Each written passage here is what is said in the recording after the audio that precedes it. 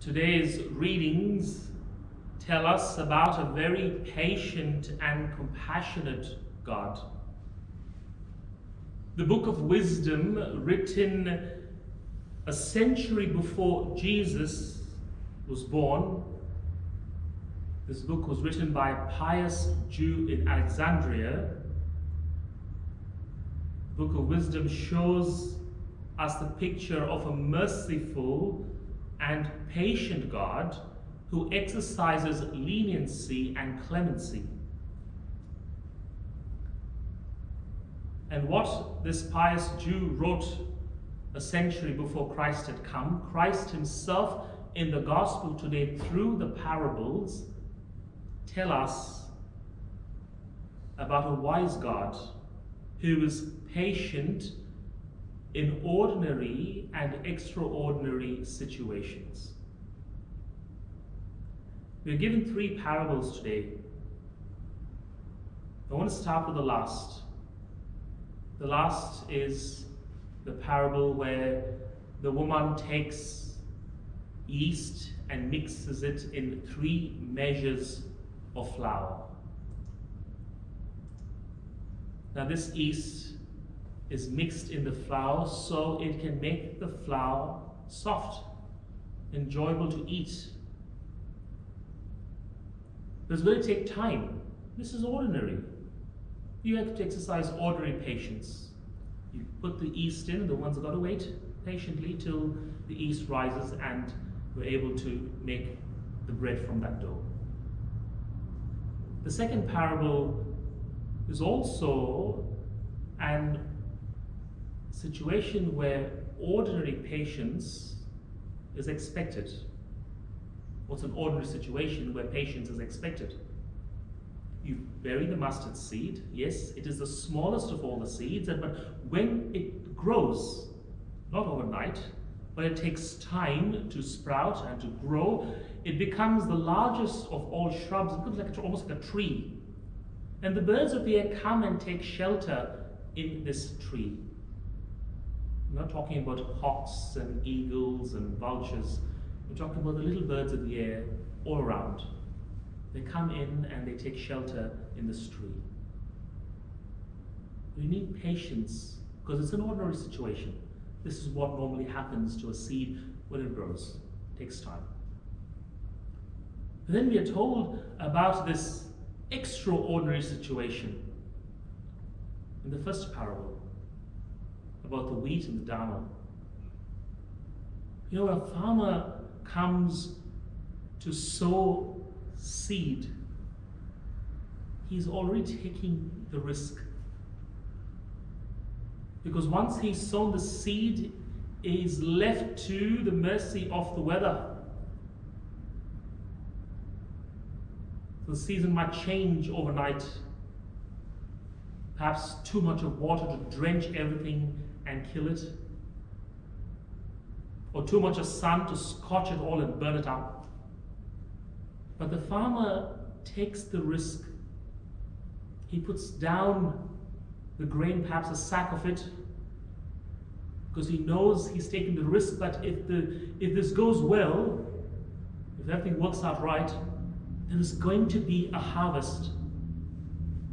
So he takes the risk. He's prepared to take the risk. But this ordinary risk becomes an extraordinary risk, where the enemy comes and sows darnel. What a cruel thing to do. The farmer is already taking this huge risk. But it's so cruel that the enemy would come and sow darnel with the wheat only because he hates the farmer. He doesn't want him to succeed. He doesn't want him to have this harvest that he is now planted while taking the risk. But the farmer shows in this extraordinary situation, extraordinary patience. The immediate thing is, let's pull it all out. Let's pull out the darnel. The farmer says, no, wait, because if we get in and do that, then we are more likely to pull out the wheat as well. And every sheaf of wheat you pick out, you're losing all that wheat that comes at the end of it. The farmer has to show extraordinary patience at this time and wait. Perhaps now the soil would need more nutrients because the darnel is taking up almost half of that or so. But the farmer is prepared to give it more nutrients, give it more water, at the same time wait patiently for the harvest. Because when it comes harvest time, the farmer knows exactly what to do. He's going to ask the people in the fields, first go and remove the darnel, because the darnel is slightly poisonous. So remove the darnel first, bind them, burn them, then come and get the wheat, and then store it in the barn. The fact that they're coming to get the wheat and store it, which means the wheat has provided an abundance of harvest. So Jesus tells us this parable to show us how we're called to live our life in patience. Take the parable of the yeast. The yeast in the 3 measures of flour are those people who come into our life, who make our lives better. There might be a few people. The yeast is very little when it's put into 3 measures of flour, but it provides the softness and the enjoyment to eat the bread. And people come into our lives like that yeast. There are few people, but when they come into our life, they offer us so much of comfort by their very presence. Whether it is your mother, or your father, or your spouse, or your children, or a good friend, they are that yeast that come into our life to make our lives better. And these people show patience in this ordinary situation. Every time you leave a cup in the sink and not wash it up, neither your mother or your father or your sister or your spouse comes and washes it up. Or whether you're tired and sitting down and you wish someone would give you a Panadol or give you a cup of coffee and someone just does that. Or someone offers you a comforting word, perhaps a hug, perhaps sitting next to you.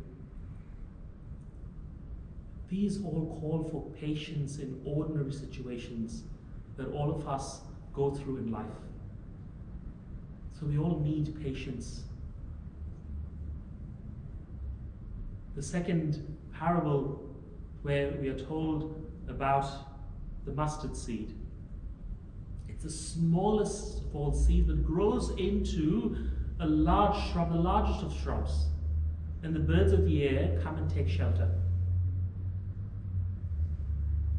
Now these are acts of kindness we show towards people when they come to us.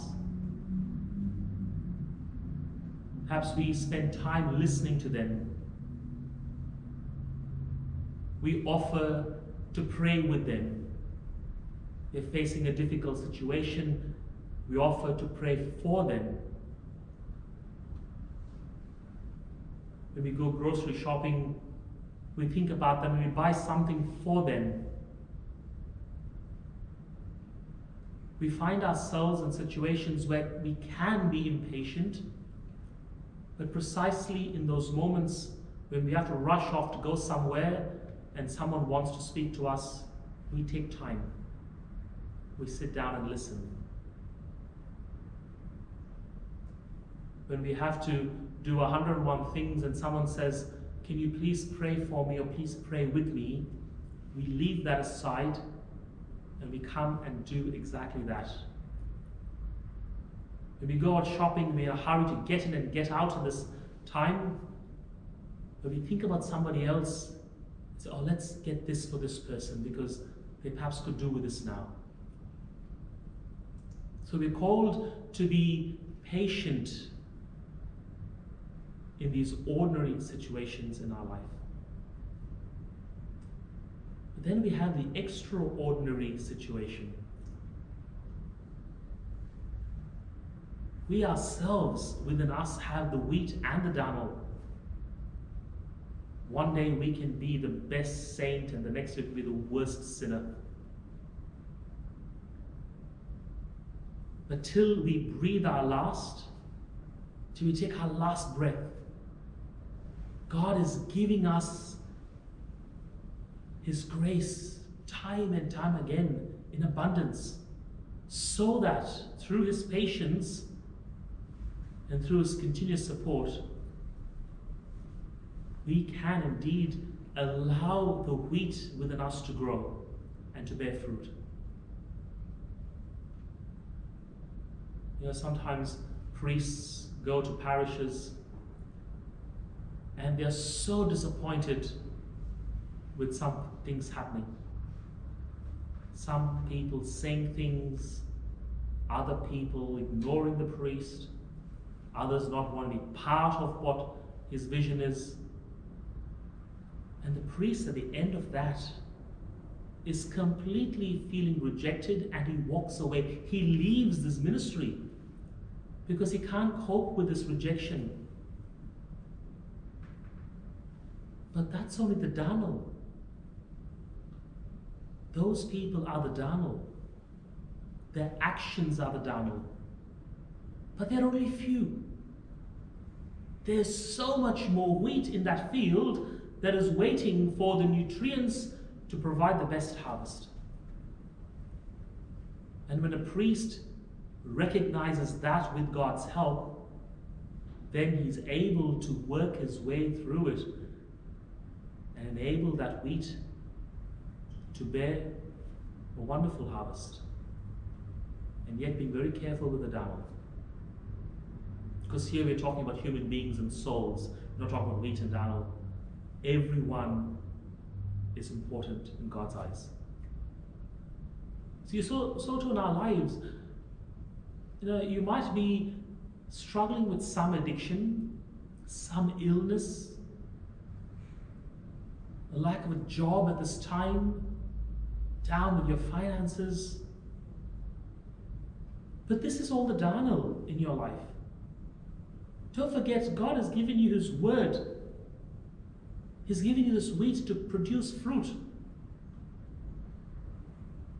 But if you only focused on that one addiction, on this one illness, this one situation where you haven't got a job,